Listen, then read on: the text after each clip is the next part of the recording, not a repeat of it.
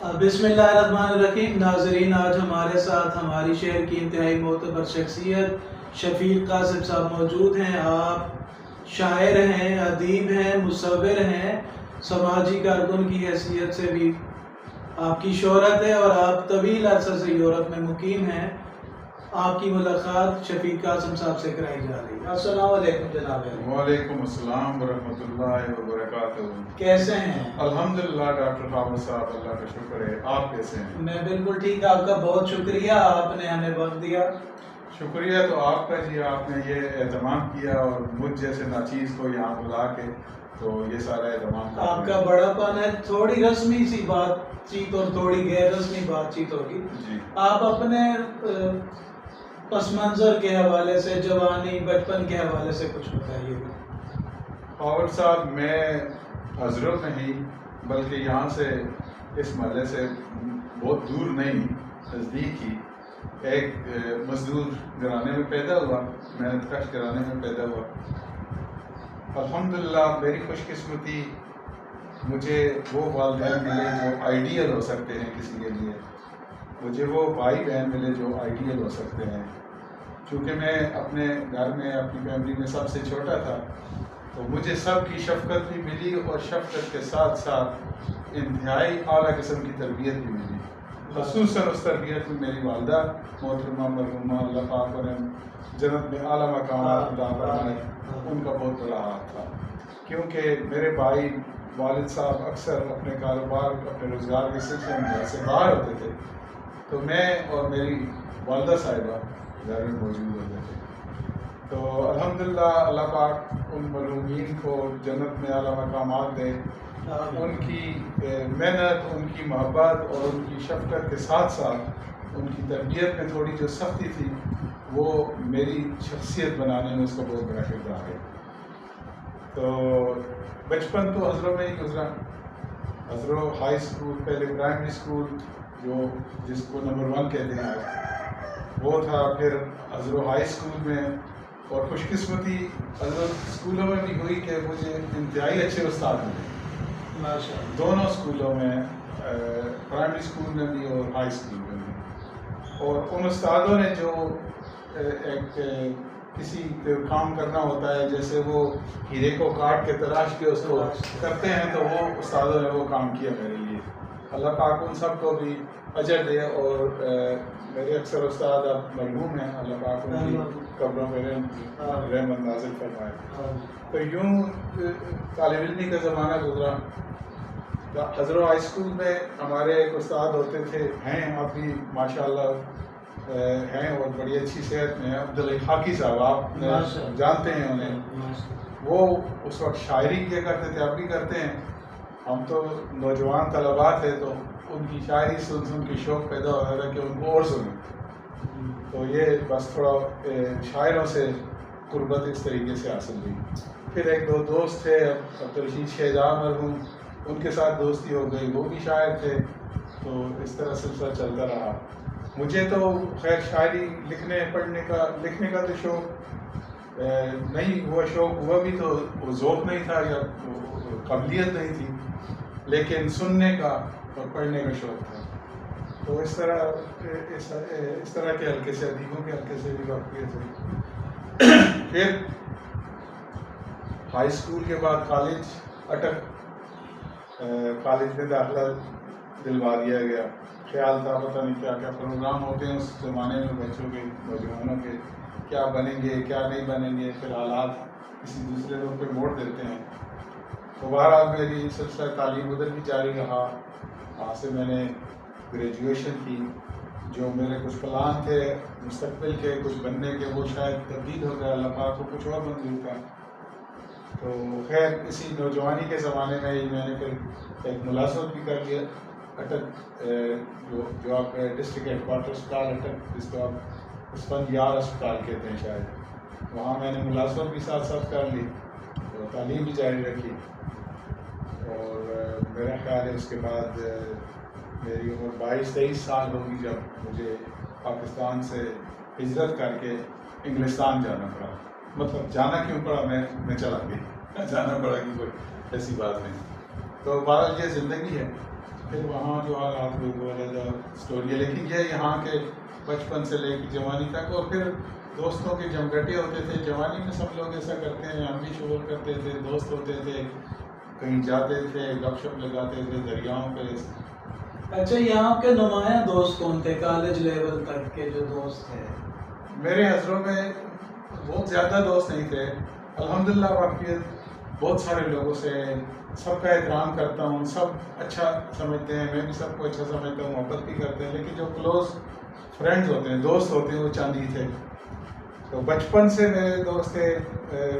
جب ہم اسکول شروع کرتے تھے تو ایک میرے دوست ہیں، بھائی ہیں، نسیم خان صاحب، وہ ماشاءاللہ اب بھی ہماری دوستی اسی طرح برقرار ہے.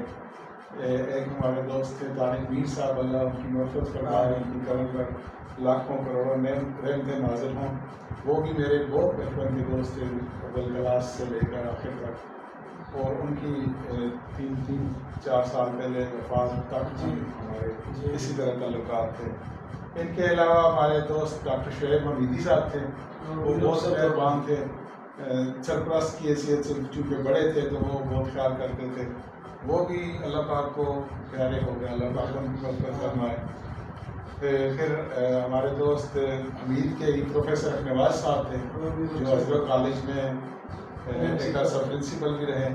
وہ بھی ماضی قریب میں ہی رخصت ہو گئے، اللہ پاک ان کی مغفرت فرمائے. حضروں میں میرے دوستوں میں موجود محمد اقبال صاحب ہیں، جو افطر میں ملازم تھے، یہ بچپن کے دوست ہیں. اس کے علاوہ جاوید خان ہیں ہمارے عیدگاہ والے، وہ بھی بچپن کے دوست ہیں، وہ چھوٹے ہیں مجھ سے. اس طرح بہت سارے اور بھی دوست ہیں. شفیق ہے ابھی، اس کے ساتھ دوستی ہے جو پاکستان پلازا میں.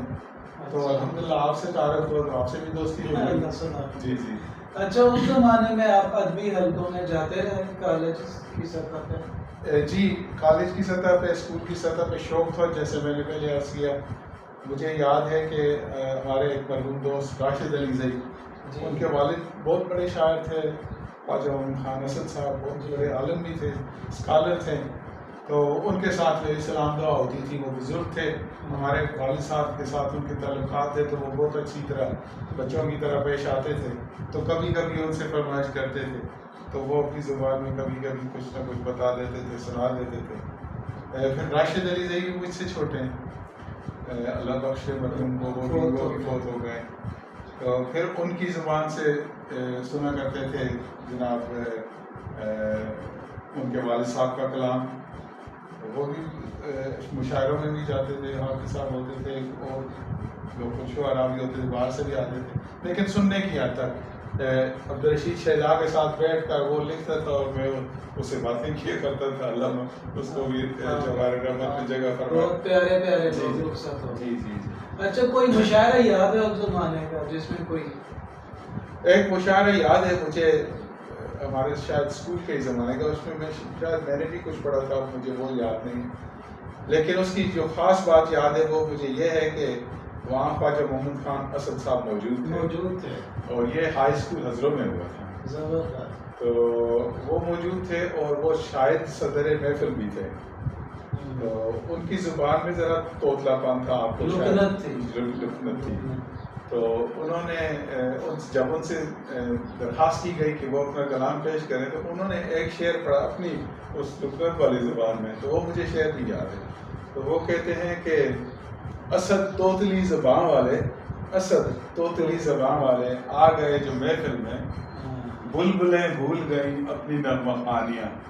تو بلبلوں کی ساتھ انہوں نے سب شاعروں کی طرف اشارہ کیا تھا. اس کے بعد ان کا جو کلام تھا وہ راشد علی زئی مرحوم نے پڑھا تھا. تو یہ مشاعرہ مجھے یاد ہے اور اس شعر کی وجہ سے یاد ہے. زبردست. اچھا، آپ مصوری کی طرف بھی گئے ہیں، جی، تو وہ شوق کیسے پڑا؟ یہ بھی اسکول کے زمانے کا شوق تھا مجھے. کچھ یہ ایک واقعے سے تحریک ہوئی مجھے.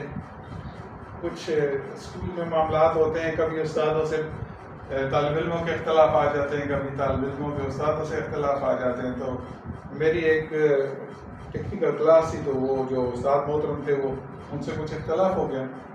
تو وہ اگر زندہ ہے تو اللہ پاک انہیں خوش رکھے، اور اگر نہیں ہے تو اللہ پاک مغفرت فرمائے. انہوں نے بجائے سے کہ وہ معاملہ طے کرتے انہوں نے مجھے کلاس سے نکل جانے کا حکم دے دیا. اچھا. آپ لوگ آپ میری کلاس میں نہیں بیٹھ سکتے. میں نکل گیا. جوانی ہوتی ہے, بندے میں ضد ہوتی ہے تھوڑی سی.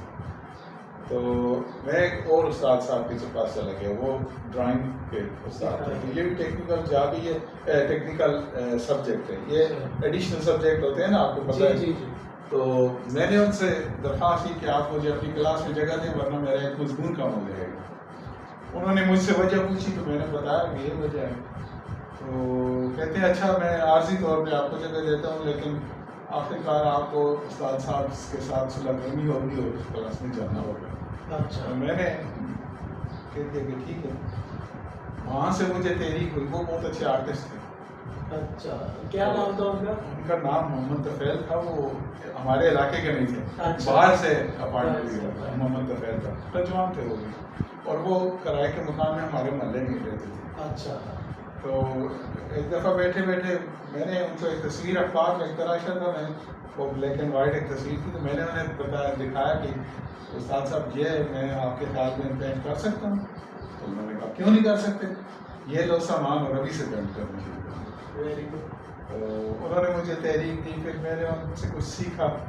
پھر وہ تصویر جب بنی کوئی 2 مہینے بعد, اچھا. تو وہ اتنی انہیں اچھی لگی کہ وہ لے کے مجھے اور اس تصویر کو ہیڈ ٹیچر صاحب کے پاس چلے گیا. یہ دیکھیں جی میرا نیا شاگرد ہے اور پہلی دفعہ اسے یہ کام کیا.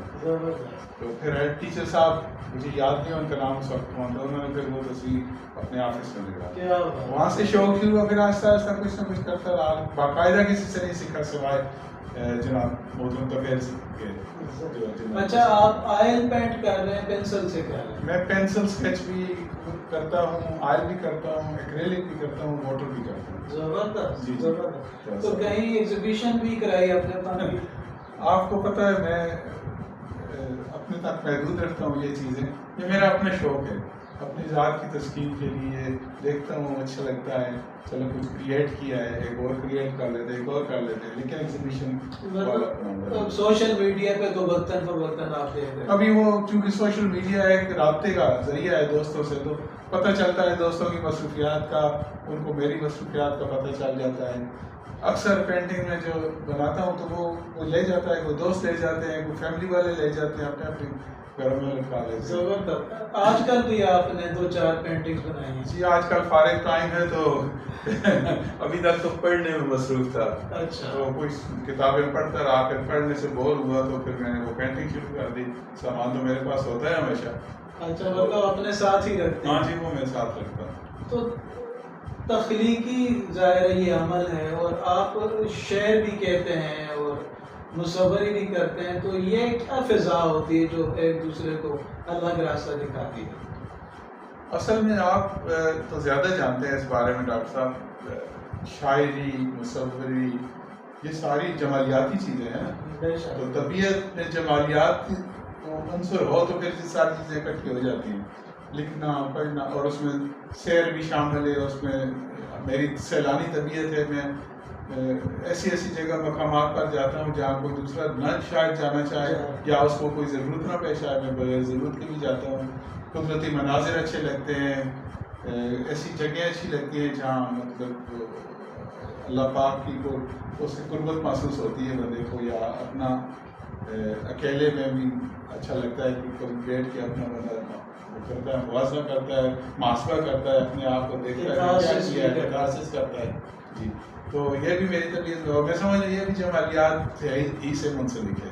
مجھے پہاڑ اچھے لگتے ہیں, دریا اچھے لگتے ہیں, حالانکہ دریاؤں سے مجھے ڈر لگتا ہے پانی سے, لیکن اچھے لگتے ہیں. میں دریاؤں کے کنارے گھنٹوں بیٹھتا ہوں, جھیلوں کے کنارے جا کے سارا دن گزار دیتا ہوں. میں پوچھنا یہ چاہ رہا تھا کہ شاعری کی تحریک کس وقت ہوتی ہے, اور مصوری کی تو آپ نے بتا دی یہ مناظر. جی جی, شاعری میں تو نہیں سمجھتا کہ میں شاعر ہوں, بس مشکل سے کوئی 2-4 لفظ, وہ بھی آپ لوگوں کو دیکھ کے شوق کو, اور آپ لوگوں کو سن کے کچھ احساس ہوا کہ شاید کو 2-4 لفظ میں بھی جوڑ لوں. تو کبھی نہ کبھی ایسا بھی ہوتا ہے کہ کہیں جا نہیں سکتا بندہ, کوئی منظر سامنے آنکھوں کے نہیں ہوتا, لیکن اس کا تصور کر سکتا ہے. تو وہ تصور میرے خیال میں شاعری کو تحریک دیتا ہے میرے نزدیک. مطلب تصور تحریک وسیلہ. جی جی. اچھا آپ یورپ میں ہیں تو وہاں مشاعروں میں شرکت کی کبھی؟ ڈاکٹر خاور صاحب میں یورپ میں جب شروع میں گیا تو ایک دو مشاعروں میں مجھے کسی دوست کے حوالے سے کسی ذریعے سے مجھے جانے کا اتفاق ہوا. وہاں بہت اچھے لوگ شاعر موجود ہیں اور ہر شہر میں موجود ہیں، اردو کے، پنجابی کے، ہندی کے، ہر زبان کے. تو مجھے یہ دیکھ کے بہت اچھا لگا کہ یہاں بھی مغرب میں رہ کے اور روزگار اور اس طرح کی چیزوں میں ملوث ہونے کے باوجود یہ لوگ اردو سے محبت کرتے ہیں اور اردو میں شاعری بھی کر رہے ہیں، اور شاعری بھی اپنی روایات کی، جبکہ اس میں یورپ کے عنصر بھی شامل ہیں کیونکہ وہ وہاں کی زندہ حقیقت میں رہ رہے ہیں. تو مجھے اچھا لگا. وہ میرے ایک دوست تھے سعودی عرب سے، وہاں شفٹ ہوئے تھے، وہ ادیب بھی تھے، جرنلسٹ بھی تھے، شاعر بھی. تو وہ مجھے ایک دفعہ لے گیا ایک مشاعرے میں، تو مجھے وہ سن کے اچھا لگا. تو انہوں نے یہ تجویز کیا کہ میں آئندہ کسی ایسی تنظیم سے منسلک ہو جاؤں. تو سب سے پہلے ہم نے خود ہی اپنی تنظیم بنا لی. اچھا. لیکن وہ خالصاً شاعری کی تنظیم نہیں تھی، اس کا نام ہم نے فانوس رکھا. اچھا. وہ ہمارے دوست ملک عباس تھے، انہوں نے بنائی ہوئی تھی سعودی عرب میں، تو وہ ہم نے پھر برمنگھم میں بنائی، اور اس کی ملک عباس اور میں نے. تو اس میں ہم نے ادیبوں کو اور شاعروں کو، رائٹرز کو، ہسٹورینز کو انوائٹ کرنا شروع کر دیا فنکشن. اور اس کا ایک پرچہ بھی نکالا ہے پاکستان کے نام سے. اچھا. جی. تو وہ تو کچھ عرصہ ہی چل سکا کیونکہ فائنینشیل ایشوز ہوتے ہیں پرچے نکالنے کے لیے، آپ سے زیادہ کون جانتا ہے یہ بات. لیکن میرا جو شاعری کا رجحان تھا وہاں اس کو ایک زمین مل گئی، مطلب شاعری کے شوق کا، شاعری کرنے کا نہیں. تو میری ملاقات اچھے لوگوں سے ہوئی. پھر وہاں ہمارے ایک محترم دوست ہیں، اللہ پاک ان کو صحت دے، ملک فضل حسین صاحب لنگاہی، آپ نے شاید نام سنا. تو انہوں نے ایک تنظیم بنائی ہوئی ہے وہاں، اردو فورم یو کے. اچھا. یہ برمنگھم میں ہے، جبکہ اس سے پہلے بہت بڑی بڑی تنظیمیں موجود ہیں. انجمن ترقی اردو ہے، اور بھی بہت ساری تنظیمیں ہیں، اور بہت بڑے بڑے نام ہیں یورپ کے. تو برمنگھم میں یہ موجود تھی، اور یہ پورے پاکستان پورے برطانیہ کی سطح پر کام کر رہے تھے. تو پھر ایک دفعہ مجھے موقع ملا ملک صاحب سے گفتگو کرنے کا. شاعری تو نہیں ہوئی، لیکن مجھے انہوں نے، میں چونکہ کچھ لکھ سکتا تھا تھوڑا بہت آپ لوگوں سے سیکھ کے، تو یا آپ سے پہلے جو بڑے سینئرز تھے ان سے سیکھ کے. تو ایک دفعہ مجھے انہوں نے کہا کہ دیکھیں ہمارا ایک فنکشن ہے، اور یہ ہمارے ایک مرحوم دوست تھے، تو آپ کچھ لکھیں ان کی شخصیت پہ، ان کی یاد میں یہ فنکشن کر رہے ہیں. تو میں نے کہا ملک صاحب مجھے تو ان سے ملاقات کا شرف بھی نہیں ہوا، اور میں ان کی شخصیت نہیں جانتا. تو ملک صاحب نے مجھے ان کی 2 کتابیں دے دی. ان میں نثر بھی تھی، شاعری بھی تھی. کہتے ہیں یہ ہے، ان سے ملاقات کر لو، اور آپ کو میں 3 دن کا وقت دیتا ہوں. یہ تو سب سے بہترین وسیلہ تھا. ان سے ملاقات ہو جائے گی ان کتابوں سے. یہ کتابیں پڑھو اور لکھو. تو پھر ان کتابوں کو پڑھ کے جو کچھ میں سمجھ سکتا تھا ان کی شخصیت، ان کے فن کے بارے میں، ان کے شاعری کے بارے میں، وہ پھر میں نے لکھ کے پیش کیا. تو ملک صاحب اور باقی لوگوں کو بھی اچھا لگا شاید. اچھا. اس تقریب میں اسلم کمال صاحب بھی تھے؟ اسلم کمال صاحب وہاں مہمان خصوصی تھے. اچھا. اسلم کمال صاحب کو لاہور سے مدعو کیا گیا تھا، اور انہوں نے، چونکہ یہ بہت مشہور معروف آرٹسٹ ہیں، تو اس فیملی نے ان کو، وہ کیا کہتے ہیں، ان کو کہا تھا کہ آپ ان کے فلاں فلاں شعر پہ مصوری کریں.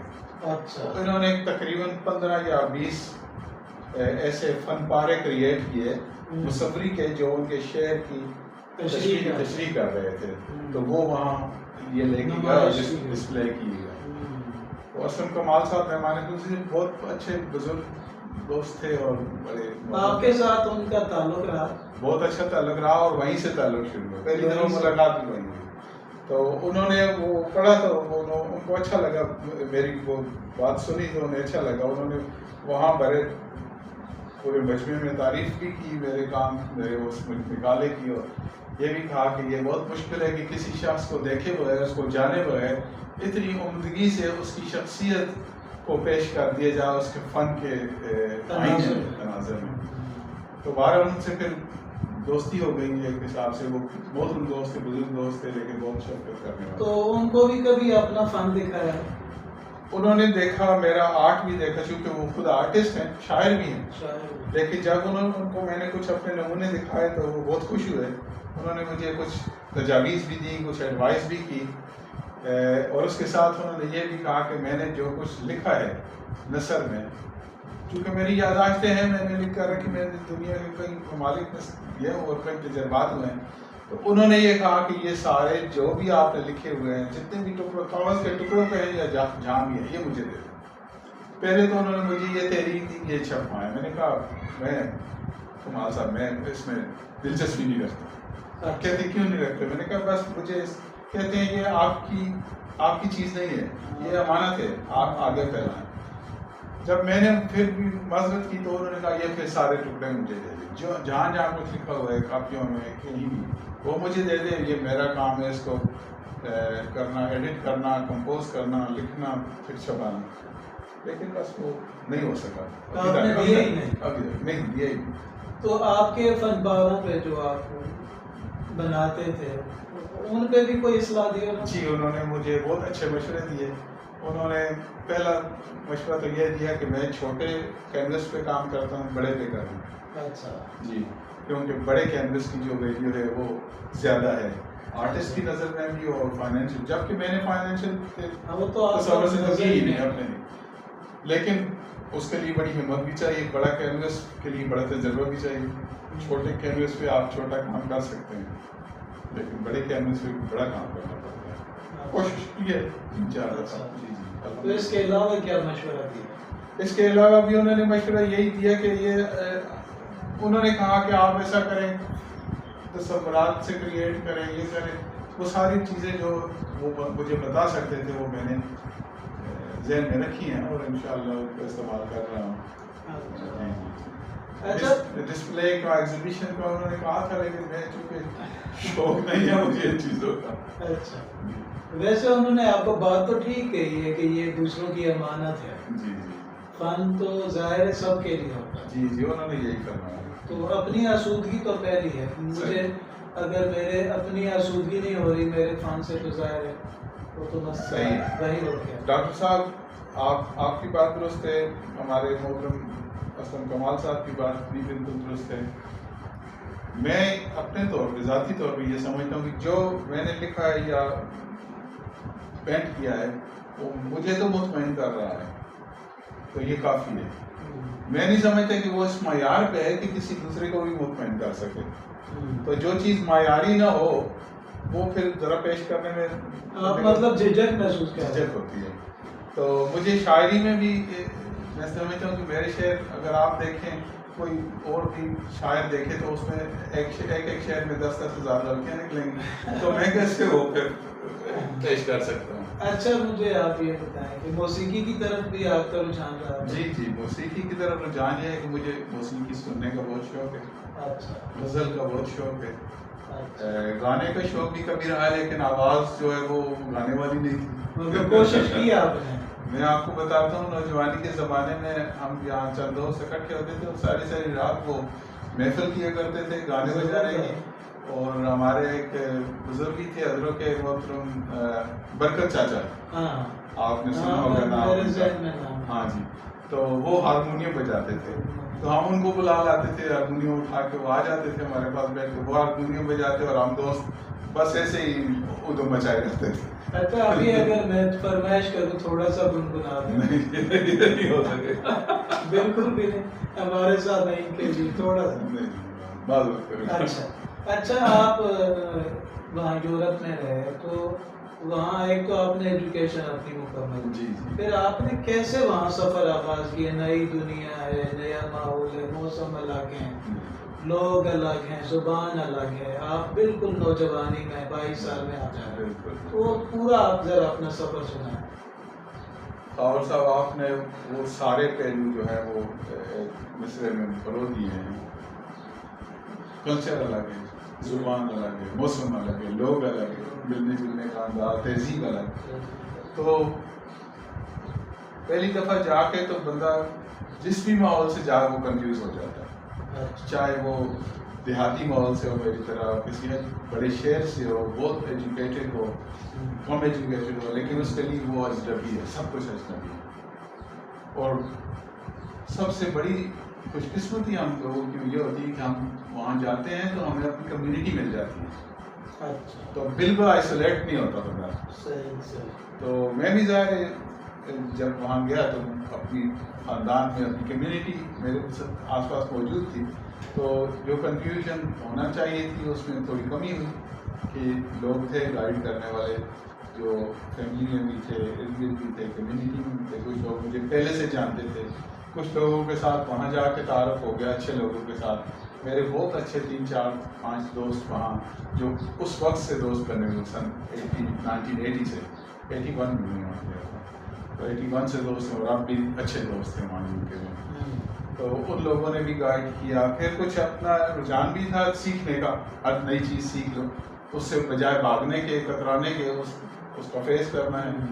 تو میں آپ کو ایک مثال دیتا ہوں, زبان کا جو مسئلہ ہوتا ہے. ہم چاہے یہاں جتنی بھی انگریزی پڑھ لیں, سیکھ لیں, یہاں سے میں گریجویٹ ہو گیا تھا, لیکن وہاں جا کے پتہ چلا کہ میں تو کوئی اور زبان سے سیکھتا رہا ہوں, انگریزی تو نہیں ہے, یہ تو کوئی اور چیز بول رہے ہیں. لہجہ ہے, پروننسیشن علیحدہ ہے, جو روزمرہ کی گفتگو ہے اس میں وہ انگریزی تو نہیں ہوتی جو کتابوں میں لکھی ہوتی.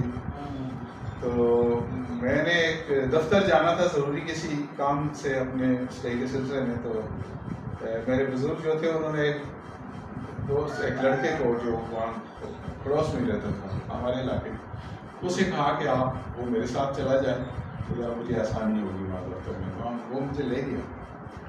تو وہاں کافی رش تھا, تو ہمیں جو نمبر ملا وہ کافی دیر بعد آنا تھا. تو تھوڑی دیر تو وہ بیٹھے رہے, لیکن کچھ دیر بعد وہ بے چین ہوا, وہ ساتھی جو میرے ساتھ گیا تھا. تو مجھے اندازہ ہوا کہ شاید انہوں نے کہیں جانا ہے. تو میں نے ان سے پوچھا, تو کہتے ہیں میرا ایک ضروری کام تھا لیکن اب تو یہ بہت دیر ہو جائے گی. تو میں نے انہیں کہا آپ جاؤ. کہتے ہیں پھر آپ, میں نے کہا آپ فکر نہ کر, میں کچھ سمجھ تو کر ہی لوں گا نا, زبان تو منہ میں ہے نا, تو کچھ سمجھا لوں گا. چونکہ وہ دفتر میں سارے انگریز ہوتے ہیں. تو خیر وہ چلے گئے, مطلب ہچکچاہٹ کے ساتھ جائے, لیکن میں نے انہیں کہا کہ آپ جائیں, فکر نہ کریں, میں کچھ کر لوں گا. تو وہ چلے گئے. پھر میں نے اپنے آپ سے تہیہ کیا کہ آج کے بعد مجھے کسی انٹرپریٹر کی ضرورت نہیں ہونی چاہیے, میں خود ہی کروں, ہونی نہیں چاہیے, جو بھی ہوگا میں خود کروں گا. یہ مجھے اندازہ ہوا کہ وہ لوگ اگر وہ سمجھتے ہیں کہ آپ کو انگریزی اچھی طرح سمجھ نہیں آ رہی, تو پھر ان کا انداز ہی بدل جاتا ہے آپ کے ساتھ گفتگو کا, اور پھر وہ ایسے گفتگو کرتے ہیں کہ آپ کو اچھی طرح سمجھ آ جاتی ہے. یہ خوبی ہے, مطلب آفیشیل لوگوں کی بھی اور عام لوگوں کی بھی. تو جب انہوں نے, وہ خاتون تھی جو جن کے ساتھ میرا اپائنٹمنٹ تھا, انہوں نے دفتر میں مجھے اس سے گفتگو شروع کی, تو تھوڑا سا اندازہ ہوا, تو انہوں نے ذرا آسانی پیدا کر دی ویسے. پھر میں نے آسانی ہو گئی, جھجک بھی ختم ہو گئی. پھر میرا 1.5 گھنٹے کا وہاں وہ کے ساتھ انٹرویو تھا, اور جو سارا کام تھا وہ کیا انہوں نے بغیر کسی تکلیف کے. تو مجھے اس دن سے کانفیڈینس ہو گیا کہ مجھے کسی کی ضرورت نہیں ہے, کیونکہ میرا بیسک ایجوکیشن تو تھی, نالج تو تھا. پھر آہستہ آہستہ آہستہ آہستہ وہ زبان بندہ سیکھ لیتا ہے. پھر میں نے انگریزوں کو انگریزی پڑھائی. تو آپ بائی پروفیشن کیا معذرت جی بائی پروفیشن آپ, میں آپ سے گزارش کروں کہ مجھے جب میں وہاں, چونکہ میں یہاں میڈیکل پروفیشن سے وابستہ تھا, کسی نہ کسی صورت میں ڈسٹرکٹ ہیڈ کوارٹر میں نے کام کیا, تو میری خواہش تھی کہ میں اسی لائن کو پرسو کروں آگے, تاکہ مجھے اس میں کچھ, میری یہاں سے تو خواہش تھی جو سب نوجوانوں کی اس وقت ہوتی تھی, اور اب بھی شاید ہے کہ ڈاکٹر بنوں. حالانکہ بعد میں اندازہ ہو کہ ڈاکٹر ہی کیوں بنوں, لیکن اس وقت ایسا رجحان تھا. تو اب تو میرے خیال میں ڈاکٹر بننے سے توبہ کرنی چاہیے حالات جو ہیں جیسے اس وقت تو لوگ مطلب ایک قابل قدر پیشہ تھا، قابل احترام پیشہ تھا، اور اس میں وہ خدمت خلق والا جذبہ بھرا ہوا تھا اس زمانے میں۔ آج کل تو یہ کمرشلائز ہو گیا ٹوٹل۔ تو خیر وہ جب وہاں معلومات کی تو وہ بہت لمبا پروگرام لگا مجھے کہ اس کے لیے تو 6-7 سال چاہیے وہاں پہ، تو 6-7 سال میرے لیے بڑا لمبا تجربہ تھا۔ اگر یہاں میں اپنے والدین کے ساتھ ہوتا تو 6-7 سال لگا، کوئی مسئلہ نہیں، لیکن پھر وہاں جا کے پھر میں انڈیپینڈنٹ ہو گیا تو پھر میرے لیے 6-7 سال کا مسئلہ جو ہے وہ عرصہ بہت لمبا۔ پھر میں نے کوشش کی یا سوچا کہ فارمیسی کی طرف، فارماسسٹ کی طرف، کیونکہ میں نے یہاں کچھ کیا ہوا تھا فارمیسی کا، تو میرے پاس لائسنس بھی تھا فارمیسی کا یہاں، میں نے سوچا کہ اس کو پرسو کروں، اس کی بھی کوشش کی لیکن وہ بھی تجربہ ناکام ہوا۔ تو پھر میں نے اپنے آپ کو حالات پہ چھوڑا تھوڑا۔ اچھا، تو حالات پہ چھوڑنے کا مطلب جو کچھ آپ کے سامنے آئے کریں، جو ہو گیا، کیونکہ کچھ نہ کچھ تو کرنا ہوتا ہے۔ تو پھر میں نے مطلب ایک فیکٹری سے کام شروع کیا، ایک ذبح خانے سے کام شروع کیا، حلال ذبح خانے سے، پھر ایک فیکٹری، پہلے ایک فیکٹری سے کام شروع کیا، پھر ایک ذبح خانے سے کام شروع کیا، پھر ٹیکسی بھی چلائی۔ تو ایک حادثاتی طور پہ میرے ذہن میں یہ تو تھا، چونکہ میں یہاں بھی سوشل تھا، اپنے دوستوں میں مقبول تھا، خاندان میں بھی، تو یہ ایک کیڑا تو تھا سوشل ورک کا ذہن میں شروع سے، بچپن سے۔ اسی طرح ایک ٹیکسی دفتر جو بیس تھا جس پہ ہم سب ٹیکسی ڈرائیور اکٹھے ہوتے تھے، وہ بہت کم ہے، جاب دے دیتے فلاں جگہ جا کے فلاں پیسنجر کو اٹھا کے فلاں، تو وہاں بیٹھے ہوئے ایک میں اخبار دیکھ رہا تھا، تو وہاں ایک ویکینسی آئی انٹرینڈ سوشل ورکر۔ اچھا جی، تو مجھے وہ دلچسپ معلوم ہوئی، میں نے اخبار میں دیکھا تو وہ انگریز تھا ہمارا آپریٹر، تو اس کو میں نے کہا کہ یہ میں اسٹیو نام، تو میں یہ اخبار لے جاتا ہوں شام کو نا، تو کہتا یہ اخبار مجھے چاہیے، میری بیوی پڑھتی ہے گھر میں شام کو، تو میں آپ کو دوسری لا دوں گا یا جیسے جاتے ہوئے لے لیں۔ میں نے کہا چلو رہنے دو یار، ایسے ہی بات آ گئی تھی، ذہن سے نکل گئی، تو چلا گیا۔ دوسرے دن ہمارے خلیق شاہ صاحب تھے ڈرائیور، تو وہ اگلے دن کا اخبار لے کے آفس آ گئے ٹیکسی دفتر میں، مجھے انہوں نے اخبار دیا کہ یہ لیں آپ اخبار کل کا پوچھ رہے تھے۔ میں نے کہا مجھے تو یاد ہی نہیں خریدنا، میں خریدنا چاہتا تھا، لیکن چلو آپ لے آئے ہیں تو پھر میں اس سے فائدہ اٹھا لوں، تو میں نے وہ اپلائی کر دیا اس اشتہار پہ۔ خیر وہ لمبی کہانی ہے، 1025 اپلیکیشن سے پھر 20 بندے چاہیے تھے انہیں، تو ان میں پھر آہستہ آہستہ 3-4 انٹرویوز کے بعد میرا نام آ گیا، تو مجھے انہوں نے آفر کر دی ملازمت کی۔ میں نے پھر انہوں نے اپنی شرائط رکھی، میں نے اپنی شرائط رکھی۔ یہ سوشل ورک ڈپارٹمنٹ جو ہوتا ہے وہ سینٹرل گورنمنٹ کے تحت ہوتا ہے اچھا یو کے میں، لیکن ان کو چلانے والی ایڈمنسٹر کرنے والی جو ہوتی ہے وہ لوکل اتھارٹیز ہوتی ہیں۔ اچھا، تو میں نے پھر انہوں نے اپنی شرائط رکھی، میں نے اپنی شرائط ان کے سامنے پیش کی، انہوں نے قبول کر لی، تو اس طرح میرا سوشل ورک کریئر کا آغاز ہو گیا۔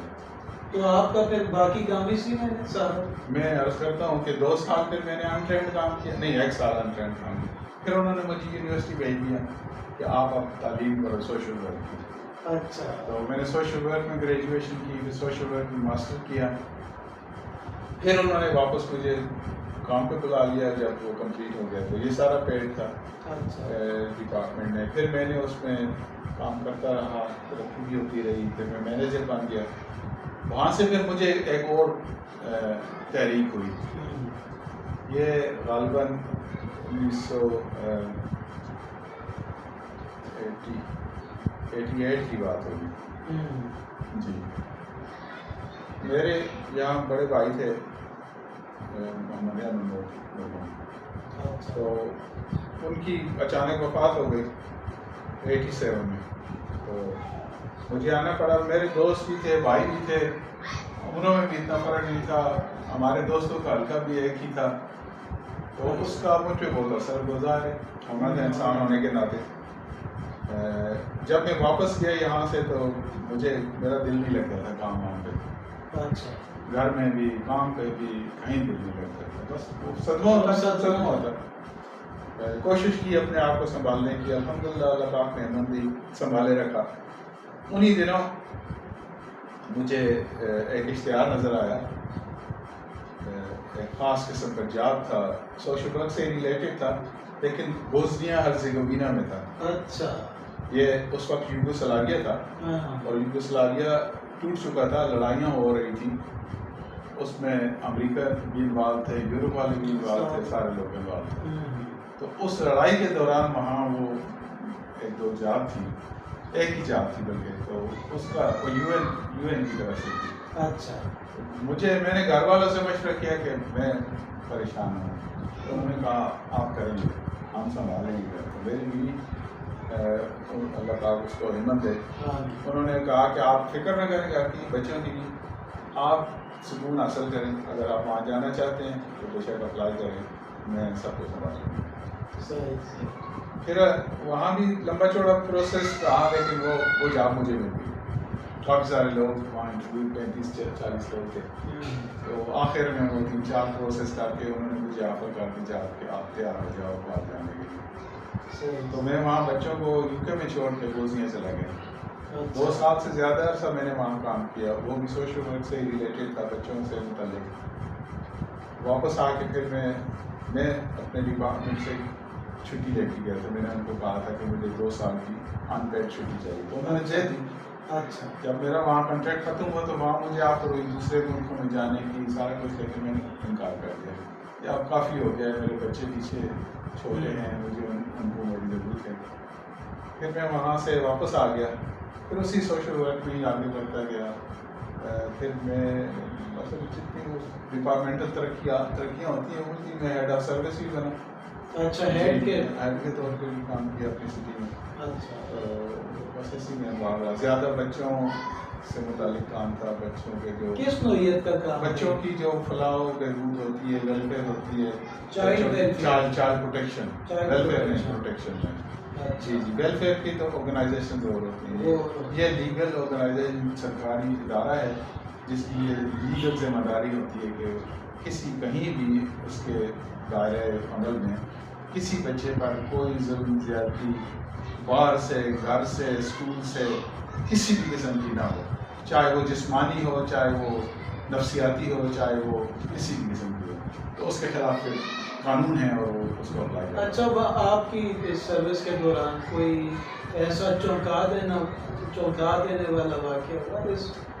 خاور صاحب ہر واقعی ہر کیس ہی چونکا دینے والا. اچھا. شروع میں 6 مہینے تک تو میں سو ہی نہیں سکا. آپ اندازہ لگا, مطلب کیا ہوتا تھا؟ بس یہی حالات ایسے ہوتے تھے کہ دیکھ کے آدمی ہے پریشان ہو جاتا ہے. ایسا بھی ہوتا ہے. مثلاً کوئی ایک واقعہ سنا دیں کہ ایسا کوئی واقعہ تھا جس نے آپ کو پریشان رکھا. جسمانی تشدد کے واقعات تو بہت ہوتے ہیں. اچھا. مارتے ہیں بندے؟ مارتے بھی ہیں, قتل بھی کر دیتے ہیں. مطلب قتل جان بوجھ کے تو نہیں کرتا, لیکن اتنی مار پڑی کہ بچہ ماری. مطلب ہم جو سمجھتے ہیں ادھر کہ ہم سختی کرتے ہیں تو وہ گورے لوگ ہم سے زیادہ کرتے ہیں. بالکل کرتے ہیں. اچھا, لیکن اس کی وجوہات ہوتی ہیں. زیادہ تر میرے علم میں جو اس ساری 40 سال کی سروس میں آیا وہ یہ ہے کہ جو لوگ ذہنی طور پہ ٹھیک نہیں ہوتے, یا جو لوگ نشے میں مبتلا ہوتے ہیں, شراب کا نشہ ہو یا کسی اور ڈرگ کا نشہ ہو, تو وہ لوگ پھر ارریشنل کام کرتے ہیں. ارریشنل سے مراد جو معمول سے ہٹ کے ہوتے ہیں, غیر فطری, تو اس سے پھر یہ سارے مسائل پیدا ہوتے ہیں. پھر میاں بیوی میں جھگڑے ہوتے ہیں, پھر بچوں پہ غصہ نکلتا ہے, پھر بچوں کی چھوٹی چھوٹی حرکتیں بھی ان لوگوں کو بری لگتی ہیں, اس پہ غصے میں بے قابو ہو جاتے ہیں. ایسے کئی واقعات ہیں جو بچے قتل ہو گئے, مارے گئے. ان پہ پھر کیا سزائیں ہوتی ہیں؟ قانون کے مطابق سزا ہوتی ہے. جی وہاں تو یہ بھی اس بات کی بھی سزا ہے کہ اگر بچہ اسکول نہیں جاتا اور اس کی رپورٹ ہو جاتی ہے تو والدین کو جرمانہ بھی عدالت میں ہو سکتا ہے اور جیل بھی ہو سکتی ہے. کہ آپ بچے کو اسکول کیوں نہیں بھیج رہے؟ یہاں کون پوچھتا ہے؟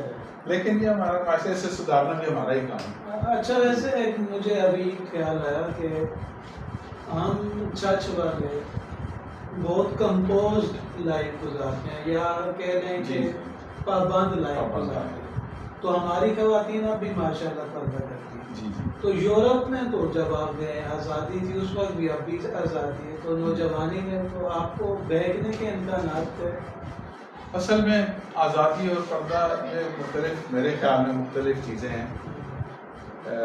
بہکنے کے امکانات تو کسی عمر میں بھی بندے کے ہو سکتے ہیں، انسان ہے. اور خاص طور پہ یورپ میں جیسا آپ نے ذکر کروایا، کیونکہ ایک تو ہوتا ہے پردہ جو ہمارے یہاں پردہ ہوتا ہے، ایک پردہ اس سے آگے ہے جو ہمارے نزدیک پردہ نہیں، کمپلیٹلی بے پردگی ہے. ہاں جی. تو یورپ میں تو وہ ماحول بھی ملتا ہے، تو اپنے آپ کو پھر بچانا پڑتا ہے، اپنے آپ کو یاد رکھنا پڑتا ہے کہ میں کون ہوں اور کون کون سی پابندیاں ہیں، اخلاقی لحاظ سے بھی، مذہبی لحاظ سے بھی، فیملی بیک گراؤنڈ کے لحاظ سے بھی. تو ایسی چیزوں سے پھر بچنا بھی مشکل. نہیں تو سنہری بال متاثر نہیں کرتے؟ سنہری بال تو ہر کسی کو اچھے لگتے ہیں. کبھی ایسا ہوا کہ شفیق قاسم صاحب کے دل کو یوں جھٹکے بٹکے لگے؟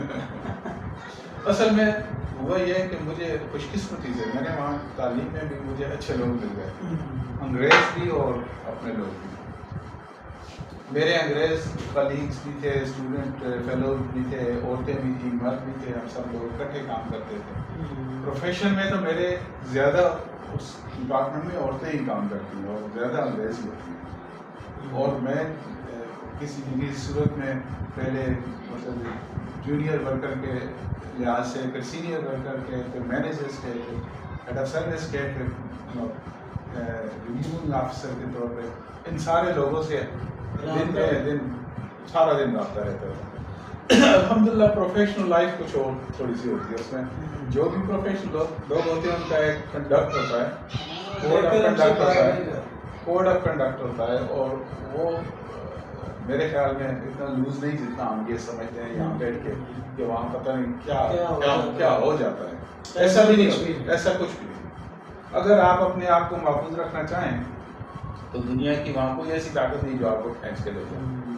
اگر آپ نہ محفوظ رکھنا چاہیں تو یہاں بھی ہزاروں مواقع موجود ہیں، آپ روز پڑھتے ہیں یہاں. تو کبھی ایسا ہوا کہ گھر میں جھگڑا پڑ گیا ہو کہ نہیں بھائی تم تو لڑکیوں کے ساتھ کام کرتے ہو؟ میری بیوی ماشاء اللہ انہیں سمجھ تھی اس بات کی کہ میرا کام زیادہ عورتوں کے ساتھ ہے. میری کالیگ جو ہوتے ہیں، پھر میرے کلائنٹس بھی اکثر عورتیں ہوتی تھیں، مطلب خاندانوں میں عورتیں بھی ہوتی ہیں. جی. تو اکثر ایسا بھی ہوتا تھا میرے کالیگس مجھ سے کوئی مشورہ کرنے کے لیے، کچھ جونیئر کالیگس ہیں عورتیں ہیں ہمارے، میرے گھر بھی آ جاتے تھے. اچھا. اور ہم دونوں میاں بیوی ان کی خدمت خاطر کرتے تھے. ایسا نہیں تھا کہ یہ عورت ہے اور یہ کیوں ہے، یہ انگریز ہے. مطلب وہاں کی جو فضا ہے وہ بندے کو ڈھال لیتی ہے، مطلب آپ اپنے آپ کو ایڈجسٹ کرنا پڑتا ہے نا. ایڈجسٹ کر اب وہیں پروفیشن سے ہی کچھ خواتین سے میری اتنی اچھے تعلقات ہو گئے، ہمارے فیملی تعلقات بن گئے. ہم اب بھی ان کے گھروں میں جاتے ہیں، وہ بھی ہمارے گھروں میں آتے ہیں. اب بھی. اچھا میں آپ سے یہ پوچھنا چاہوں گا کہ آپ نے ابھی کچھ دیر پہلے کہا کہ آپ انگریزوں کو انگریزی پڑھاتے رہے، تو کیا کوئی ادارہ جوائن کیا تھا پڑھانے کے لیے؟ ہاں میں کچھ نہ کچھ ٹیچنگ کرتا رہا ہوں. تو وہ کس نوعیت کا ہوتا تھا؟ ایسا نہیں تھا کہ وہ انگریزی پڑھائی، لیکن انگریزی میں بھی پڑھایا جا سکتا ہے.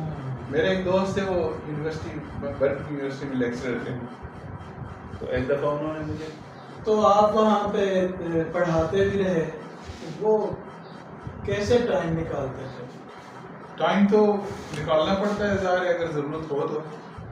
میرے دوست تھے وہ یونیورسٹی میں لیکچرر تھے، انہوں نے مجھ سے ریکویسٹ کی، انگریز تھے وہ بھی، کہ ہمیں کچھ عرصے کے لیے ایک سوشل ورک کلاس ہے اور اس کے لیے کلچرل اویئرنیس پہ کچھ لیکچرز ضرورت ہیں، جو آپ اگر کرنا چاہیں تو بلکہ آپ ہی کریں. میں نے آپ کا نام ریکمینڈ کیا ہوا یونیورسٹی میں، تو پھر میں نے کر لی، ہم ہی کر لی. تو وہاں میں کافی عرصہ پھر وہ لیکچر دیتا رہا کلچر پہ. جی جی. کلچر اویئرنیس پہ. تو اس طرح کچھ پڑھنے پڑھانے کا سلسلہ زیادہ. تو چونکہ وہ زیادہ تر اس میں جو اسٹوڈنٹ تھے یا سیکھنے والے وہ انگریزی تھے، وہ انگریزی میں ہی بات کرنی پڑتی تھی، وہ یوں انگریزی کا. اچھا اب آپ ریٹائر ہو گئے وہاں سے تو پاکستان آ گئے ہیں، لوگ یہاں سے وہاں جانے کی خواہش رکھتے ہیں، آپ نے ادھر مستقل گھر بنا لیا، بیٹے کی شادی بھی کر لی. جی جی.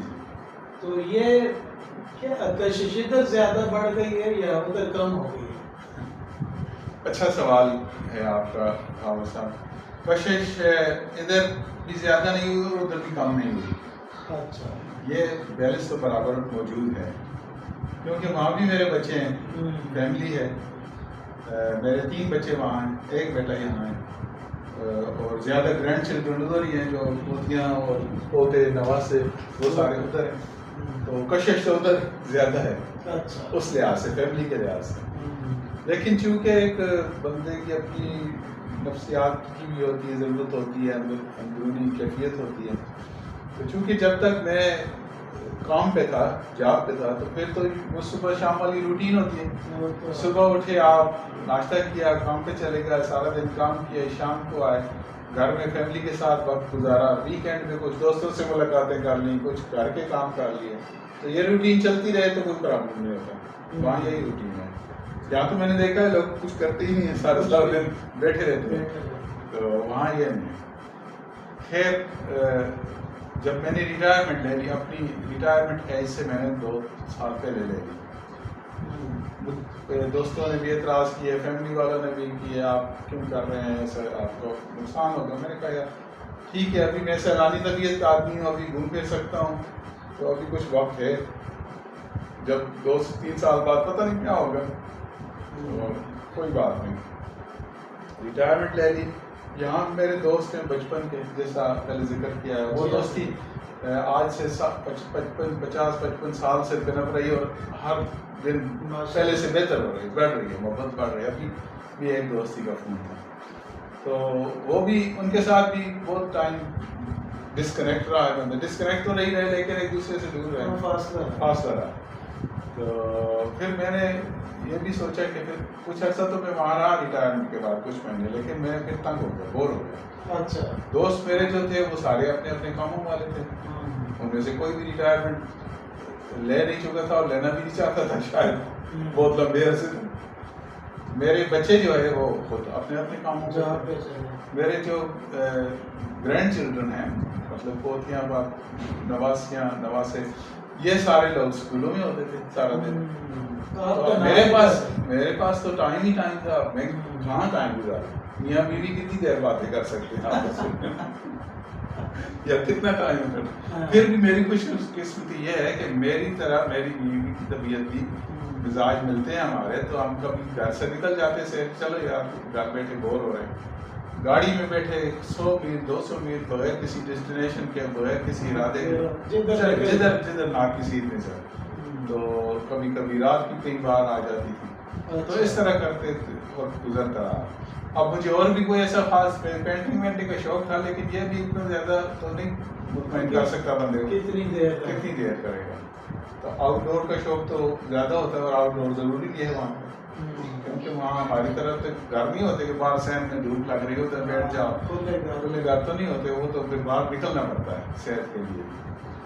تو پھر مجھے وہاں ذرا بوریت ہونی شروع ہو گئی, تو میں زیادہ وقت پھر پاکستان میں گزارنا شروع کیا. یہاں دوست تھے, ملاقاتیں ہوتی تھیں, پرانی یادیں, محبت بڑھتی ہے. پھر یہ بھی ہے کہ موقع ملتا ہے گھومنے پھرنے کا بھی. وہاں بھی گھومتے پھرتے رہے ہیں ہم.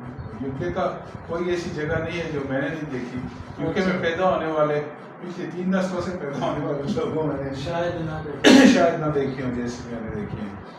یہاں بھی اب یہی شغل ہے. پاکستان میں کہاں کہاں کی سیاحت کی آپ نے؟ پاکستان میں تقریباً سندھ کا صوبہ بھی کافی دیکھا ہوا ہے, اندرون سندھ بھی دیکھا ہوا ہے, بلوچستان کا بھی صوبہ دیکھا ہے, زیارت تک, کوئٹہ تک سارا دیکھا ہوا ہے, آگے بشین تک, سندھ تک سارا دیکھا ہوا ہے. KPK تو ہمارا دوسرا گھر تھا, اور اب بھی ہے. KPK میں تو پہاڑوں میں دور دور تک گئے ہیں. پھر ایسے سیر کے لیے شمالی علاقہ جاتے وہ بھی سب دیکھتے ہیں. ابھی پچھلے دن ہمارا پروگرام تھا حمزہ گلگت وغیرہ کا, لیکن ابھی موسم ٹھیک نہیں ہے, مسائل بھی ہیں اس کا. جی. تو فیملی کے ساتھ جاتے ہیں اکثر؟ جی فیملی کے ساتھ بھی جاتے ہیں, دوستوں کے ساتھ بھی جاتا ہوں. پہلے میرا ایک یہ طریقہ ہوتا ہے کہ میں پہلے دوستوں کے ساتھ یا اکیلے کہیں جاتا ہوں. اگر مجھے جگہ اچھی لگ جائے تو پھر میں دوستوں کو اور فیملی سب کو انوائٹ کرتا ہوں, چلو وہاں چلیں. پہلے دوستوں کو لے جاتا ہوں یا فیملی کو لے جاتا ہوں, پھر دوسرے گروپ کو لے جاتا ہوں. بچوں کو بھی شوق ہے؟ بچے میرے مجھ سے زیادہ سیلانی ہیں, مجھ سے زیادہ سیلانی ہیں. ابھی پچھلے دنوں دونوں بیٹوں سے رابطہ ہوا تو دونوں گھر میں نہیں تھے. کوئی کہیں گیا ہوا تھا ہالیڈیز کے لیے, کوئی دوسرا بچوں کو لے کے کسی دوسرے جگہ گیا ہوا تھا. اچھا میں ایک سوال ذرا ٹیکنیکل کرتا ہوں کہ ہمارے یہاں اکثر نوجوان لڑکے اور لڑکیاں یورپ یا امریکہ یا ہانگ کانگ جانے کی تمنا میں ہوتے ہیں, تو جاتے بھی ہیں لوگ فیملی میں شادی کر کے, سب سے آسان یہی ہے کہ شادی کر کے چلے جاتے ہیں. تو کوئی اور بھی اب تو تعلیم کے لیے بھی جا رہے ہیں لوگ, اس طرح بھی جا کے ایڈجسٹ ہو. تو آپ کیا مشورہ دیتے ہیں یہاں کے نوجوانوں کو؟ خواجہ صاحب آپ نے بہت سینسٹیو سوال کر دیا, اور مجھے اب اپنا سر جو ہے نا وہ کلاڑی کے نیچے رکھنا پڑے گا. اس کی وجہ یہ ہے کہ میں جو بات کہوں گا وہ اپنے تجربے سے کہوں گا, اپنے مشاہدے سے کہوں گا. جس بندے نے وہ تجربہ یا مشاہدہ نہیں کیا ہوا وہ میری بات پتہ نہیں اس پہ کتنا اثر کرے گی. اس سے اختلاف کرے گا, اس کو سچ سمجھے گا نہیں سمجھے گا. آج کل یورپ کے حالات بلکہ ساری دنیا کے حالات آپ لوگوں کے سامنے معاشی طور پر پاکستان کی معیشت تو ڈاؤن اتنی ہے کہ اسی لیے ہر بندہ پاکستان سے, اور یہ بدقسمتی ہے ہمارے ملک کی بھی اور ہماری جنریشن کی بھی, ینگ جنریشن کی بھی, کہ ان کو اپنے ملک میں وہ وسائل مہیا نہیں ہیں, وہ بہترین مواقع مہیا نہیں ہیں کہ وہ اپنے اس کا اظہار کر سکیں, محنت کر سکیں, اپنی صلاحیتوں کا فائدہ اٹھا سکیں. تو وہ باہر جانا چاہتے ہیں. آپ نے یہاں دیکھا ہے ایم فل کیے ہوئے لوگ, پی ایچ ڈی کیے ہوئے لوگ پریشان, اتنی اچھی مطلب تعلیمی قابلیت اور ذہنی قابلیت والے لوگ یہاں چھوڑ چھاڑ کے وہاں معمولی سی نوکری کر رہے ہیں. تو دل بھی دکھتا ہے. یورپ میں بھی حالات اچھے نہیں ہیں, مہنگائی جو ہے وہ ہر جگہ موجود ہے, انسٹیبلٹی, معاشی انسٹیبلٹی جو ہے وہ یورپ میں موجود ہے. میں آپ کو اگر یہ کہوں کہ پورے یورپ میں بلکہ پورے ویسٹ میں جسے ملک کہتے ہیں سب سے زیادہ قرض دار ملک برطانیہ ہے, تو آپ یقین نہیں کریں گے. جیسے ہم سب سے زیادہ قرض دار, یورپی یونین سے الگ ہو گئے, سب سے زیادہ قرض دار ملک ہے. اور خاص طور پہ یو کے میں جو انڈسٹری ہوتی تھی, مطلب کاروں کی انڈسٹری تھی, ٹیکسٹائل کی انڈسٹری تھی, انہی انڈسٹریوں کے بل پہ انہوں نے ترقی بھی کی. اسٹیل کی انڈسٹری تھی, یہ مشہور تھی, اور بھی بے شمار, وہ سب ختم ہو گئے, وہ سب بیچ دی ہوئی. کوئی انڈیا والوں نے لے لی ہیں, کوئی چائنا والوں نے خرید لی ہیں, کوئی اور لے گیا. تو وہاں اب انڈسٹری ختم ہو گئی. Textile industry zero. چلانے کا کوئی بھی, جو لوگ چلا رہے ہیں وہ اپنی ٹرم پہ چلاتے ہیں. اچھا ٹھیک ہے. میں آپ کو ایک مثال دیتا ہوں. برمنگھم میں کاروں کا ایک کارخانہ تھا, اس میں تقریباً 3,500 یا 4,000 لوگ کام کرتے تھے. اتنا بڑا پورا ایک گاؤں تھا. وہ چائنا والوں نے پہلے خریدی, انہوں نے کچھ عرصہ سال 1.5 سال وہاں چلائی. اب ان کی ملکیت ہے, کوئی یہ سمجھدہ نہیں تھا کہ وہ وہاں سے نہیں رہ جاتا. وہ سر مشین کی اکھاڑ کے وہاں سے چائنا لے گئے, ان کو وہاں زیادہ سود کرتی تھی. اچھا معاف کرنا, وہاں لے گئے تو وہ 3,500-4 ہزار لوگ بے روزگار. اب بہت بڑا مسئلہ ہے, ایک کمیونٹی میں 3,500-4 ہزار لوگ بے روزگار ہو جائیں. اچھا میں یہ ایک مثال ہے, معاف کرنا. اس کے علاوہ بہت ساری اور مثالیں ہیں. جو انڈسٹریلسٹ ہیں وہ اپنی انڈسٹری وہاں سے اکھاڑ کے انگریز بھی, وہ کوئی سنگاپور چلا گیا ہے, کوئی تائیوان چلا گیا ہے, کیونکہ وہاں کے انہیں ٹیکس چھوٹ ملتی ہے. تو پاکستان آئے, کوئی انڈیا چلے گئے, اور وہ جو پروڈیوس کرتے ہیں ان کی لیبر بھی سستی ہوتی ہے. تو میرا سوال پھر وہی ہے کہ اس سب کے باوجود لوگ تو ہمارے جا رہے ہیں, تو آپ 1-2 جملوں میں, 3 جملوں میں یا ایک پیراگراف میں کیا کہیں گے؟ اگر ان کے پاس ایسا مستقل ذریعہ آمدن ہے جس میں وہاں, اور وہ گارنٹیڈ ہے, جس میں ان کا وہاں گزارا ہو سکے, اور پیچھے جو لوگ ہیں انہوں نے جو امیدیں باندھی ہوئی ہیں ان کو بھی تھوڑا بہت پورا کر سکیں, پھر کوئی جان تو رہی ہے, دنیا ساری آپ کی ہے. لیکن اگر یہاں سے جا کے آپ کو وہاں یہاں سے برے حالات کا سامنا کرنا پڑے, زیرو سے شروع کرنا, پھر آپ کچھ سوچ لیں کہ کیا وہاں کا جانا ضروری ہے.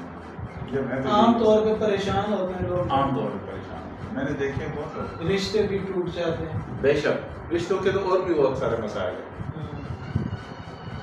وہ وہ کلچر کا ڈفرینس ہے. ڈفرینس.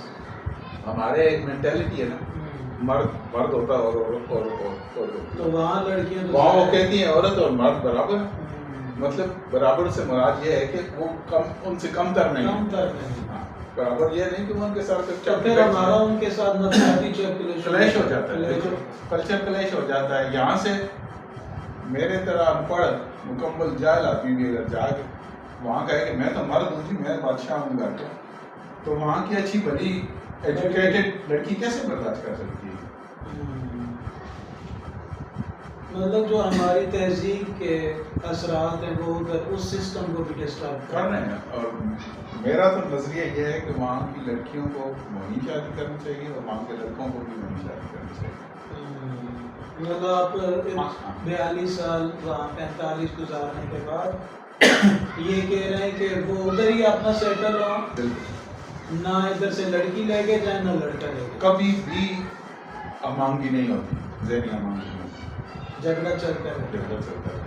کلچر کا ہوگا, تعلیم کا ہوگا, نفسیات کا ہوگا. یہ بھی ہوگا کہ مطلب میں تو یہاں سیٹل ہوں, میں نے تمہیں بلایا ہے, تم آپ کس بات کو ادھر آتے ہو. اور وہ میں مرد ہوں, میں تمہارا خاوند ہوں, مجھے حق پہنچتا ہے ہر بات پہ آپ کو پیٹنے کا, روکنے کا. یہ سارے تو کزن میرج میں پھر یہ ہوتا ہے کہ بھائی یا عزیزداری وہ متاثر ہوتی ہے جی, ہمارے ذاتی تجربات ہیں. اچھا میں اب اخیرلے پوائنٹ پہ یعنی آخر کی طرف آ رہے ہیں. زندگی کا کوئی ایسا لمحہ جس نے آپ کو اتنا اداس کیا کہ وہ ذہن پہ نقش ابھی بھی ہے, کوئی واقعہ, کوئی بات؟ ایسے ہوتے ہیں, اکثر واقعات ہوتے ہیں جو مطلب اداس بھی کرتے ہیں, پریشان بھی کرتے ہیں. میں سمجھتا ہوں دیکھیں سب سے زیادہ جو غم زدہ کرنے والی بات ہوتی ہے وہ کسی عزیز کا رخصت ہوتا ہے. اور میرے والدین بھی رخصت ہوئے, میرے اور بھی رشتے دار رخصت ہوئے, میرے بڑے بھائی بھی رخصت ہوئے. لیکن میرے جو بھائی جن کا میں ذکر کیا ہے جو میرے دوست تھے, ان کا رخصت ہونا میرے لیے اب بھی وہ, ان کا نام ذرا پھر محمد احمد. محمد احمد. ان کا رخصت ہونا میرے لیے, میں نے ایک نظم لکھی تھی, پھر میرے ایک محترم شاعر بزرگ تھے, تو میں نے ایک دفعہ پڑھی, ایک مشاعرے میں دونوں نے منع کیا کہ مشاعرے میں نہ کرنا. کوئی ایسا لمحہ خوشی کا جس نے آپ کو بہت خوش کیا؟ دیکھیں مجھے تو آپ جیسے دوستوں سے مل کے بہت خوشی ہوتی ہے, آپ سے مل کے خوشی ہوتی ہے, اپنے خاندان والوں سے مل کے خوشی ہوتی ہے, پرانے دوستوں سے مل کے خوشی ہوتی ہے, بچوں کو دیکھ کے خوشی ہوتی ہے, اپنے بچوں کو دوسرے کے بچوں کو دیکھ کے خوشی ہوتی ہے. مجھے بچے اچھے لگتے, سب کو اچھے لگتے ہیں. تو خوشی تو یہ ہے کہ ایک ہم وقت جاری وہ ساری کام ہے, کوئی ایسا مرحلہ نہیں جو مجھے جیسے بندہ ہوتا ہے کہ مجھے فلاں لڑکی سے محبت تھی تو وہ مل گئی تو میں خوش ہو گیا, یا میری یہ اچیومنٹ تھی مجھے اس وجہ سے خوشی ہو گئی, یا کوئی دولت کا حساب آ گئی یا گھر بن گیا. یہ مشکل کام ہے, یہ مشکل سوال بھی مشکل ہے. مجھے کوئی ایسا خاص واقعہ تو ذہن میں نہیں آ رہا جس سے مجھے اتنا خوش کیا ہو. چھوٹے چھوٹے واقعات بھی خوش کر دیتے ہیں, چھوٹے چھوٹے. کل میں آپ کو ایک مثال دیتا ہوں, میں سیلانی ہوں نا, کل بھی ایسے ہی میں ادھر نکل گیا نہر کی طرف, تو وہاں جھاڑیوں والے رستے ہیں, دونوں سائڈوں پہ سرکنڈے ہیں, وہ وہاں میں رائڈ کر رہا تھا موٹر سائیکل پہ, تو اچانک میری زمین پہ نظر پڑی, تو وہ ہم انہیں سنیاں جو ہوتی ہیں نا براؤن کلر کی, ہم انہیں کیا کہتے ہیں, وہ پشیاں, وہ ادھر سے ادھر تو بے شمار تھی. تو میں نے کہا یار بھیا کیا ہے, یہ تو مریں گیا, مرتی جائیں, ساری دنیا وہاں سے گزر رہی. لیکن آپ یقین کریں کہ وہ 5 منٹ کا جو فاصلہ تھا وہ میں نے تقریباً 15 منٹ میں طے کیا. کوشش کی کہ کوئی میری موٹر سائیکل دے اس کے تھلے نہ آئے. دعا کر رہا تھا خدا سے, خدا یا انہیں روک دے یا میرے موٹر سائیکل کو ایسا رستہ دے کہ میں ان سے لینے کا. تو مجھے خوشی ہوئی کہ میں نے کوشش, مجھے یقین ہے کہ کچھ نہ کچھ ضرور بنی ہوئی. یہ ایسی بات, بس اتنی سی بات سے بھی مجھے. اچھا آخر میں یہ چاہوں گا کہ آپ اپنا کوئی کلام جو ہے ہمارے ناظرین کو سنائیں. کلام تو میرا ایسا خاص نہیں ہوتا, میں نے پہلے بھی عرض کیا ہے, یہ ایسا ہی کیا تو بندی ہوتی ہے، کلام تو آپ اور آپ جیسے دوسرے احباب جو ہیں وہ لکھتے ہیں. جی عنایت کی. میں ایک نظم پیش کروں گا، جی پرانی ہے نہیں تو نہیں ہے. جی جی اور اس کا عنوان ہے آرزو. آرزو. تھوڑا وہ رومانٹک جی اسٹائل ہے. بہت اچھی ہاں بات. جی. تو عرض یہ ہے کہ چاند کے پاس جو ایک تارا صدا ہوتا ہے، چاند کے پاس جو ایک تارا صدا ہوتا ہے، میں یوں ہی عمر تیرے ساتھ گزاروں اپنی. تیری سلجھی ہوئی زلفوں کے حسین سائے میں ایک نئے ڈنگ سے تقدیر سنواروں اپنی. تیرے مہتاب سے چہرے کا ہر ایک لہجہ طواف میری بیداب نگاہوں کا مقدر ہو جائے. جہد پہ ہم سے کبھی تو جو تھکے جانے جہاں، میرے کاندھے پہ تو سر رکھ کے وہیں سو جائے. جی. تیری انجیل سے بھی گہری حسین آنکھوں میں جن میں لاتے ہوئے تاروں کی چمک دیکھی ہے. جانے یہ نیند ہے یا عشق کی چنگاری ہے، میں نے اتری ہوئی ان میں شفق دیکھی ہے. تیری آواز ہے یا باد صبا کے سرگم، تیری آواز ہے یا باد صبا کے سرگم، میرے کانوں میں اس آواز کے رس گلتے ہیں. میرے کانوں میں اس آواز کے رس گلتے ہیں. اور تیری باتوں کے معنی پہ کبھی غور کروں، میرے ادراک میں اسرار نہاں کھلتے ہیں. چال اور اس پہ یہ پازیب کی جھنکار غضب، چال اور اس پہ یہ پازیب کی جھنکار غضب، تیرے چلنے سے تو طاؤس بھی رنجیدہ ہے. کیا بات، کیا بات. تیرے چلنے سے تو طاؤس بھی رنجیدہ ہیں، اور تو ذرا خیر سے محتاط رہا کر جانا، تیری انگڑائی میں کئی زلزلے پوشیدہ ہیں. اور تیری زلفوں کو جو بکھراؤں تیرے چہرے پر، تیری زلفوں کو جو بکھراؤں تیرے چہرے پر، ابر و مہتاب بھی ایک آنکھ مچولی کھیلے. یہ زلف اور چہرے اور ابر و مہتاب. تیری شوخی جو مچل جائے تیرے ہونٹوں پر، اد کھلے پھول تیری طرز تبسم لے لیں. مجھ کو معلوم ہے پہلے بھی کئی لوگوں نے، مجھ کو معلوم ہے پہلے بھی کئی لوگوں نے زلف و رخسار کے کتنے ہی فسانے چھیڑے. حسن اور عشق کے موضوع پہ اشعار لکھے، نظر انداز کیے دہر کے جگلے جگڑے. عارض و چشم و لب و زلف کو مرکز جانا، عارض و چشم و لب و زلف کو مرکز جانا، جذبہ عشق کے اظہار کو ہی فن مانا. جی. ان کو بھی دہر کے غم یوں ہی ستاتے ہوں گے، ان کو بھی دہر کے غم یوں ہی ستاتے ہوں گے، جیسے دن رات یہ ہم کو ستائیں جانا. اور دل میں جو درد کی ہر لہجہ چبھن رہتی ہے، دل میں جو درد کی ہر لہجہ چبھن رہتی ہے، نامکمل سی خلش ہے اسے کامل کر دیں. آؤ ہم مل کے نئی رسم کا آغاز کریں، غم دنیا میں غم یار کو شامل کریں. کیا بات ہے، کیا بات. شکریہ. سامعین، آپ نے دلچسپ گفتگو سنی. یقیناً میرے لیے سیکھنے کو بہت کچھ تھا، آپ کو بھی نیا ملے گا. خصوصاً یورپ میں تناظر کے حوالے سے جو ہماری بات ہوئی وہ ہمارے نوجوانوں کے لیے بڑی معنی خیز ہے اور اس سے بہت کچھ سیکھا جا سکتا ہے. اسی کے ساتھ ہی میں اجازت چاہوں گا اور انشاءاللہ ملتے ہیں ایک نئے مہمان کے ساتھ ایک نئے پروگرام میں. اللہ حافظ.